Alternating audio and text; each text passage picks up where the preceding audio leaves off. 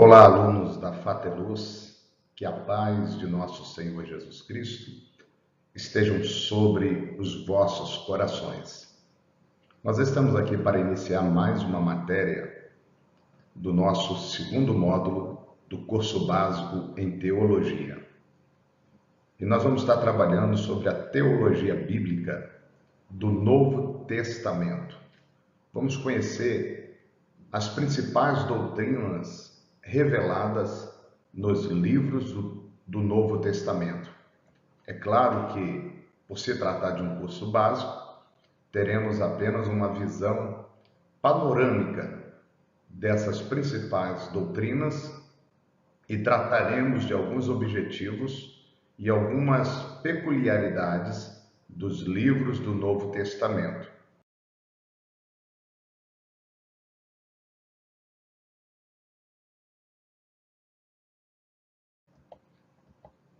Quando nós falamos de teologia, nós estamos tratando exatamente daquela ciência que trata do nosso conhecimento de Deus e das coisas divinas. A teologia, ela é o estudo sobre Deus.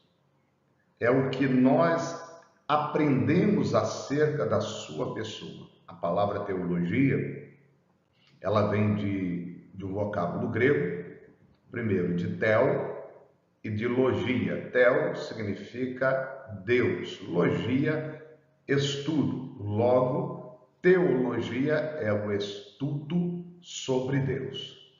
E como ciência que trata do nosso conhecimento de Deus e das coisas divinas, a mesma abrange vários ramos. Vejamos alguns ramos da teologia. O primeiro ramo da teologia é a teologia exegética. E o que é a teologia exegética? A palavra exegética, ela vem da palavra grega que significa extrair. Então, logo essa teologia, ela trabalha procurando descobrir o verdadeiro significado das Escrituras. Ela procura extrair o máximo da revelação das Escrituras. Também temos um outro ramo, que é a teologia histórica. Nesse ramo, a teologia envolve um estudo da história da igreja, como o seu desenvolvimento, como o nascedouro da interpretação doutrinária, o desenvolvimento da interpretação doutrinária, como começou a igreja, como iniciou a igreja, como se expandiu a igreja. Então, a teologia histórica envolve o estudo da história da igreja e o desenvolvimento da interpretação doutrinária. O terceiro ramo da teologia é a teologia dogmática. É aquela que o estudo das verdades, é aquela que se fundamenta nos estudos das verdades fundamentais da fé, como se nos apresenta nos credos da igreja. É aquela que leva ao conhecimento dos dogmas, das tradições, das doutrinas, daquilo que a igreja abraça como prática de fé. Então, a teologia dogmática é aquela que trabalha com o estudo das verdades fundamentais da fé cristã. E depois nós temos a teologia bíblica. É aquela que faz o quê? Ela traça o progresso da verdade através dos diversos livros da Bíblia e o descreve, ou seja, descreve a maneira de cada escritor em apresentar as doutrinas mais importantes. E por último, nós temos a teologia sistemática, que dentro do campo da teologia é o que mais se popularizou. Nesse ramo de teologia, de estudo, nesse ramo de estudo, os ensinamentos concernentes a Deus e aos homens são agrupados em tópicos. Dentro da teologia sistemática, você vai encontrar aquela série dividida de um estudo programado, tipo a teologia, a doutrina dos homens, a doutrina de Deus, a doutrina do Espírito Santo, a doutrina da igreja, a doutrina das últimas coisas, que vem denominando com seus nomes teológicos, como a teologia, cristologia, paracletologia ou pneumatologia, eclesiologia, amartiologia, que é a doutrina do pecado, soteriologia, que é a doutrina da salvação, e por aí vai. Então, a teologia sistemática, ela divide o estudo concernente a Deus agrupados em tópicos para uma facilidade de entendimento das Escrituras e dos principais assuntos doutrinários encontrados na palavra de Deus. Então, nós temos aí, dentro dos ramos da teologia, a teologia exegética, a teologia histórica, a teologia dogmática, a teologia bíblica e a teologia sistemática.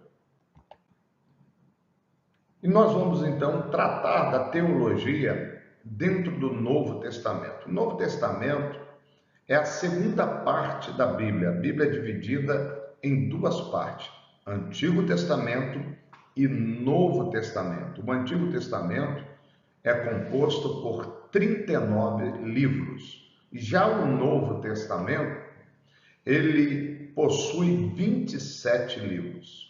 Ele tem apenas um terço da primeira parte, que é o Antigo Testamento. Isso nós estamos tratando em volume de livro.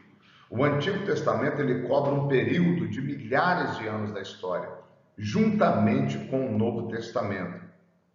A palavra Novo Testamento, ela quer dizer de fato nova aliança, em contraste com a antiga aliança. Esse vocábulo testamento, ele transmite-nos a ideia de uma vontade e só passa a ter efeito na eventualidade da morte do testador. Assim, a nova aliança, ela entrou em vigor em face da morte de Jesus. Primeiro, quem entregou o testamento foi Deus, e Jesus é Deus. Então, para que um testamento entre em validade, ele precisa ser confirmado com a morte do testador. Então, quando nós olhamos para esse vocábulo testamento, nós observamos a ideia de uma última vontade, de ter efeito exatamente com a morte do testador. E o testador morreu através de quem? Através de Cristo. A morte de Cristo, o sacrifício de Cristo na cruz do Calvário, trouxe para nós a validade, trouxe para o homem a validade desta nova aliança, desse novo testamento que entrou em vigor com a morte de Jesus Cristo. O Novo Testamento, ele foi escrito originalmente no grego, entre os anos 45 a 95 depois de Cristo. Os livros do Novo Testamento, eles não estão arranjados em ordem cronológicas no período em que for escrito. Por mais que você encontre ali Mateus, Marcos, Lucas, João, Atos, Romanos, 1ª, 2ª Coríntios, Gálatas, e ali entra aquela série de epístolas, tanto de Paulo, depois Tiago, Pedro, João, Judas, não está numa ordem cronológica. Mateus não foi o primeiro livro a ser escrito. Depois nós vamos explicar aqui o porquê que ele está ali em primeiro lugar nessa organização do Novo Testamento. Na realidade, as primeiras epístolas de Paulo foram os primeiros livros do Novo Testamento a serem escritos, e não os evangelhos. Quem começou a escrever as escrituras do Novo Testamento foi o apóstolo Paulo, mesmo ela não estando em ordem cronológica. Então, isso é importante para você, estudante da palavra, compreender, porque nós lemos lá no início do Novo Testamento, dá aquela sensação que Mateus foi o primeiro livro a ser escrito, mas não foi. Não foram nem tampouco os evangelhos, foram as epístolas paulinas, os primeiros livros do Novo Testamento a serem escritos. Dentro desse estudo do Novo Testamento, nós estaremos observando as principais doutrinas e teologia. Quais são as revelações da teologia nos evangelhos, nas epístolas, nos livros proféticos e assim por diante. Vamos ver, em primeiro lugar, os 4 evangelhos. Por que há 4 evangelhos? Especialmente quando os 3 primeiros parecem abranger quase o mesmo assunto. Talvez as pessoas perguntam, um só não seria melhor? Principalmente quando você lê Mateus, Marcos e Lucas, que são chamados evangelhos sinóticos. A palavra sinótico significa similar, são aqueles que trazem a história de Jesus dentro de uma mesma perspectiva. Não seria melhor um só trazer a história de Jesus, a revelação da vida de Jesus? Para ajudar você a entender a importância de se ouvir a narrativa, por mais que ela seja parecida de diversas óticas, se reúna com 4 ou 5 pessoas e peça para cada um falar de um mesmo assunto. Cada um possa expressar, explicar e tratar de um mesmo assunto. Você vai observar que por mais que se fale do mesmo assunto, do mesmo tema, cada um apresenta a história dentro de uma perspectiva diferente. E cada um traz algum detalhe que o outro deixou escapar. Então, a revelação dos 4 evangelhos é de suma importância para você olhar para a história de Cristo de diversos ângulos e absorver o máximo dessa encantadora e maravilhosa história do nosso Salvador. Há 4 classes representativas do povo. Agora nós vamos entrar o porquê de 4 evangelhos, não apenas dentro de um contexto comparativo, ilustrativo, mas há uma razão histórica, há um fator histórico para a revelação desses 4 evangelhos. Quando nós tratamos de 4 classes representativas de povo nas Escrituras, nós estamos falando de judeus, romanos, gregos e a igreja. São 4 classes representativas do povo: judeus, romanos, gregos e igreja. Grave isso, memorize essas 4 classes representativas de povo. Cada um dos evangelistas, quando escreveu os evangelhos, eles direcionaram o conteúdo da sua mensagem para uma dessas classes, adaptando-as ao seu caráter e às suas necessidades e aos seus ideais. Veja aqui nesse gráfico que Mateus, quando escreveu, ele dirigiu a sua mensagem para os judeus. E a revelação do seu livro é apresentando aos judeus Jesus como Filho de Deus, na figura do leão, ou seja, aquela visão real de Cristo, apresentando ele como rei, como Messias, um ungido, aqueles que o povo de Israel esperava para estabelecer o reino de Deus aqui na terra. Já o evangelista Marcos, quando ele trouxe a narrativa do seu evangelho, o povo a quem ele dirigiu a sua mensagem eram os romanos. E a revelação da sua mensagem é apresentando Jesus como servo. E a figura é representada pelo boi. Nós vamos explicar mais à frente onde que está essas figuras desses animais para cada evangelho, que é uma revelação da visão que o profeta Ezequiel teve quando Deus se revelou a ele para o seu chamado. Já Lucas, quando escreve o seu evangelho, ele direciona aos gregos. O povo era o grego, eram os gregos. E a revelação dele é apresentando Jesus como filho do homem. Os gregos ansiavam pelo homem perfeito. Eles ansiavam por aquele homem que fosse sábio, que oferecesse as respostas que as filosofias gregas buscavam. De onde vim, para onde vou, quem eu sou, e assim por diante. Jesus é apresentado como esse homem perfeito. E a figura desse evangelho é o rosto de um homem. Já João, quando ele escreveu a sua mensagem, ele dirigiu à igreja. O povo que ele queria alcançar era a igreja. E a revelação do seu livro é Jesus, o Salvador, com a visão da águia.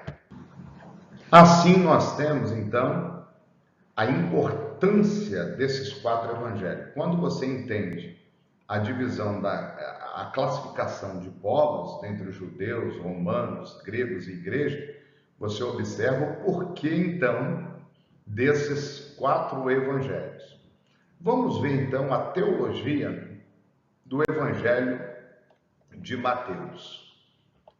Mateus, sabendo que os judeus esperavam pela vinda do Messias, o que foi prometido no Antigo Testamento, no Velho Testamento, pelos profetas, e o principal deles, o profeta Isaías, que é considerado o profeta messiânico, ele profetizou o nascimento do Messias de uma virgem, ele falou acerca do nome do Messias, do reino do Messias, da morte do Messias. Não somente Isaías, no livro de Salmos, tem vários salmos proféticos apontando para a vinda do Messias, profeta como Zacarias, Malaquias e tantos outros da antiga aliança que trouxeram a promessa de Deus acerca do reino do Messias. Então, Mateus, sabendo que os judeus aguardavam por essa vinda, ele apresenta Jesus como o Messias, o Filho de Deus. O leão era o símbolo da tribo de Judá, a tribo real.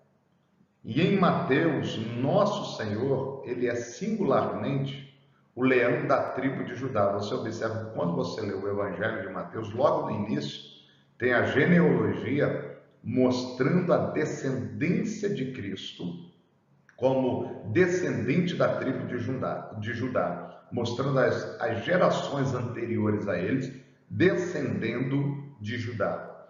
E em Mateus, o Evangelho do Rei, vê-se nos primeiros capítulos o rei dos judeus e, por fim, o rei soberano nos céus e na terra. Jesus termina o livro de Mateus dizendo, lá no capítulo 28, é-me dado todo o poder no céu e na terra, nos céus e na terra. Observe que Jesus está falando de governo, de soberania, da sua posição em glória e da sua posição como rei. Então, ele é apresentado por fim como rei soberano nos céus e na terra, enviado para exigir sua sujeição e homenagem. Já no Evangelho de Marcos, nós encontramos Marcos dirigindo essa mensagem aos romanos, um povo cujo ideal era o poder e o serviço. Então, Marcos descreve Cristo como aquele servo fiel. Resume-se o tema da mensagem de Marcos e o tema do seu livro, quando Jesus declara: o Filho do Homem não veio para ser servido, mas veio para servir. E quando ele dirige a sua mensagem aos discípulos, dizendo que aquele que quiser ser grande no reino de Deus precisa ser servo dos seus irmãos. O boi, ele é o emblema do trabalho servil. Ele representa entre os antigos do Oriente aquele trabalho paciente e produtivo. E a ênfase do livro se encontra num Cristo ativo, num servo forte, mas humilde. Em Marcos, o Evangelho do grande servo de Deus enfatiza os atos de Cristo, não as suas palavras. Ele dá ênfase àquilo que Jesus fez, aquilo que Jesus realizou, e de uma forma muito objetiva e ativa. Marcos, ele conta a vida incansável do servo de Jeová. Já o Evangelho de Lucas quando Lucas o escreve, ele escreve a um povo culto, que eram os gregos. E o objetivo dos gregos era alcançar, era atingir a perfeição. E desejavam chegar até mesmo a ser um Deus. Assim, Lucas apresenta Cristo como o Filho do homem, que foi perfeito em tudo e que chegou a ser Deus. O homem, ele é símbolo de inteligência, de razão, de emoção, vontade, conhecimento e amor. Em Lucas, o Evangelho do Filho do Homem, ele mostra-se o coração de Jesus em uma série de manifestações de sua compaixão, ternura e amor. Já o Evangelho de João, quando ele o escreve, ele tinha em mente a igreja do Senhor, porque muitos anos havia passado em que Cristo tinha sido crucificado e as verdades do Evangelho estavam sendo esquecidas pela igreja, no seio do coração da igreja. E é exatamente por essa razão que João viu as necessidades dos cristãos de todas as nações para apresentar as verdades mais profundas do Evangelho. João, ele apresenta Jesus como um filho de Deus. Vê-se como Jesus assemelha-se à natureza da águia, que voa e nos leva às alturas da sua divindade eterna. É o livro que nos revela o mistério de ele ser como um pai. João já começa apresentando Jesus como o Verbo de Deus, quando em suas palavras ele diz: no princípio era o Verbo estava com Deus, o Verbo era Deus, e o Verbo habitou entre nós. O Verbo se fez carne e habitou entre nós. É em João que nós encontramos Jesus dizendo: eu e o Pai somos um. Quem vê a mim, vê o Pai. Então, ele tinha em mente apresentar Jesus para a igreja, para que conhecesse ele como Deus, como Filho unigênito de Deus, e a sua natureza se assemelhando como a da águia. Vamos ver aqui um paralelo significativo das figuras de cada evangelista apresentada no livro de Ezequiel. Logo no capítulo 1 de Ezequiel, no versículo 10, nós vemos a forma dos rostos, e a forma dos seus rostos era como o rosto de homem. E a mão direita, todos os quatro tinham o rosto de leão, e a mão esquerda, todos os quatro tinham o rosto de boi. E também tinham todos os quatro o rosto de águia. O leão simboliza a força, soberania suprema. O homem, a mais alta inteligência. O boi representa o serviço e a águia, o celestial ou divino. Então, esses quatro aspectos são necessários para transmitir toda a verdade. Como soberano, ele vem para reinar e governar. E como servo, ele vem para servir e sofrer. E como filho do homem, vem para participar e consolar. E como filho de Deus, ele vem para revelar e remir. Vou repetir para que você possa fixar isto em seu coração. Jesus, apresentado dentro desses quatro aspectos, ele representa a soberania, serviço, humanidade e divindade. Como soberano, Jesus veio para reinar e governar. Como servo, ele veio para servir e sofrer. E como homem, ele veio para participar e consolar. E como filho de Deus, para revelar e remir. Maravilhosa fusão que nós temos aí da soberania. Vamos ver os sinóticos e o Evangelho de João. Quando falamos de sinótico, tratamos de uma forma de sinopse e de um resumo. Os evangelhos de Mateus, Marcos e Lucas, que são considerados evangelhos sinóticos, cobrem quase o mesmo terreno, apresentando apenas narrações dos fatos enquanto o registro de João, além de ter sido escrito mais tarde do que os demais, trata em sua maior parte da matéria não mencionada por eles. O Evangelho de João, na realidade, ele é uma obra de um teólogo que apresenta Jesus como Cristo, o Filho de Deus. Vamos observar as principais doutrinas. Dentre as principais doutrinas e as doutrinas fundamentais que nós temos nos Evangelhos e no Novo Testamento, nós temos a doutrina de Cristo, a doutrina de Deus. E quando tratamos da doutrina de Deus, nós vemos isso em João 7,16 e o versículo 17, quando Jesus diz: a minha doutrina não é minha, mas daquele que me enviou.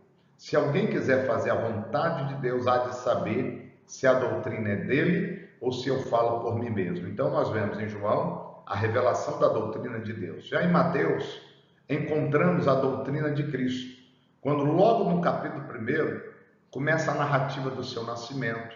O nascimento de Jesus Cristo foi assim, estando Maria, sua mãe, desposada de José, antes de se ajuntarem, ela se achou ter concebido do Espírito Santo. E nessa doutrina de Cristo nós vemos a natureza dele, os ofícios dele e a obra de Cristo. Temos também a doutrina do Espírito Santo. Romanos 8:11 diz que se o Espírito daquele que dos mortos ressuscitou a Jesus Cristo habita em vós, aquele que vos ressuscitou, que dos mortos ressuscitou a Cristo, há de vivificar também os vossos corpos mortais pelo seu Espírito que habita em vós. Então a doutrina do Espírito Santo, ela revela a natureza do Espírito, ela mostra para nós o Espírito no Antigo Testamento, o Espírito Santo em Cristo, o Espírito Santo no cristão e os dons do Espírito Santo.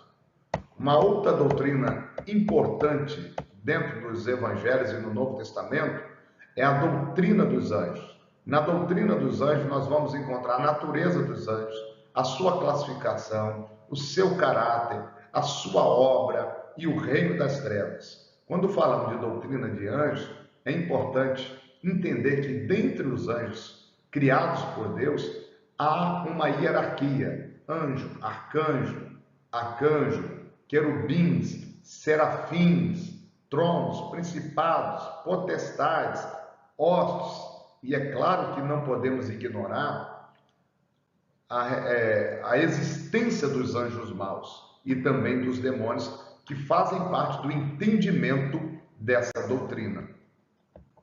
Temos também a doutrina do homem, que é a antropologia. Nessa doutrina nós vamos encontrar a origem do homem, a natureza do homem, a imagem de Deus no homem.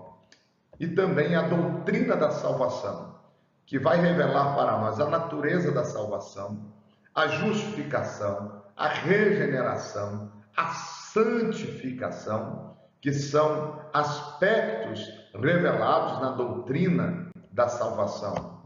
Também temos a doutrina da igreja, a eclesiologia, que vai apresentar para nós a natureza da igreja, a fundação da igreja, as ordenanças da igreja e a organização da igreja. Depois temos, por fim, a doutrina das últimas coisas, que é a escatologia, que vai abranger os sinais da vinda de Jesus, a grande tribulação, o arrebatamento da igreja, o milênio, o tribunal de Cristo, o juízo do trono branco e as... Então, queridos, esta matéria, teologia do Novo Testamento, ela é muito rica. E nós vamos terminar aqui essa primeira parte.